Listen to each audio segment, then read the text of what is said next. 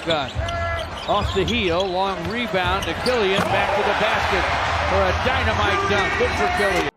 The Detroit Pistons had some good news and bad news regarding injuries recently. And on top of that, Jerami Grant looks to be staying a Piston. We have a lot to cover today, so strap in. Funny enough, my last video was about Kelly Olynyk making his return. He came back and picked up right where he left off. KO does so much for the squad, rebounding, defending, and floor spacing. He just makes things happen. And that was a big part of the Pistons' win in Sacramento. But Omni has struck again, putting KO in health and safety protocols. Once again, the Pistons will be missing their scoring punch off the bench. At this point, Omni just wants us to win the lottery again. Now on to the good news. Jerami Grant, Frank Jackson, and Luka Garza will be back in action soon.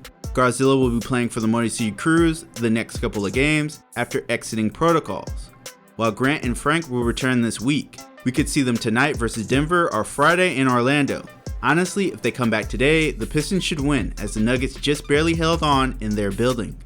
Pistons assistant coach Rex Kalamian will be the next head coach of the Armenian national team. This news comes after he coached the Pistons while Dwayne Casey was out and got the win. This really doesn't have much impact on the squad, it's more about Rex getting recognition after having success. Ladies and gentlemen, it looks like Go-To Grant will stay in Detroit. Per James Edwards, no team has made any serious offers for Jerami Grant. Once again, looking at the wording, teams are calling the Pistons, not the other way around. So this means the Hawks are calling but not offering a John Collins, or the Bulls are calling but not offering a Patrick Williams.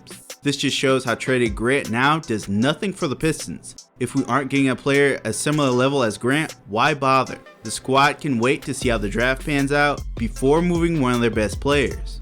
The second reason why Grant will stick around is due to his relationship with Troy Weaver, which at first I thought the only connection between the two was OKC. But Kevin O'Connor and Nicholas Hinkle brought up that Grant and Weaver go way back. He's not going to go somewhere that he doesn't want to be.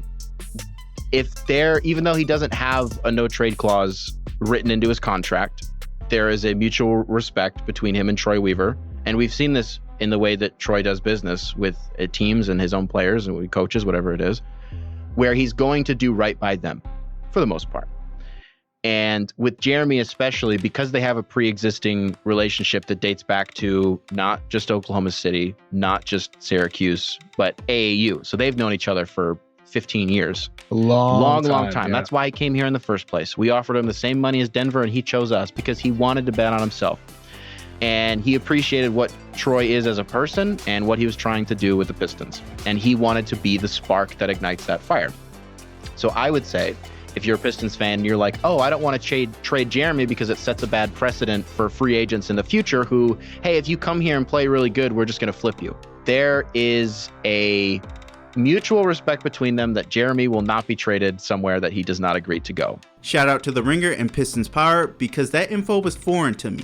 Jerami Grant is clear as day part of the restore plans. So I'm feeling not only is he staying past the deadline, it looks like Grant and Cade will be the Pistons duo for a while. This lines up with what we heard in preseason, where it was reported Luka Garza and Jerami Grant would get long-term deals. And we already know Garza went from a G League deal to an NBA deal, which gives that report some weight, and where there's smoke, there's fire. And that wraps up this video. The Detroit Pistons are finished with their road trip, so games will start at normal times again, which means we can actually get some sleep again. How do you guys think Headband Sadiq and Jerami Grant will coexist? Let me know in the comments below. Also, if you enjoyed this video, hit that like button and subscribe to see more Pistons content. That's it for me. Thanks for watching, and I'll catch you all in the next one.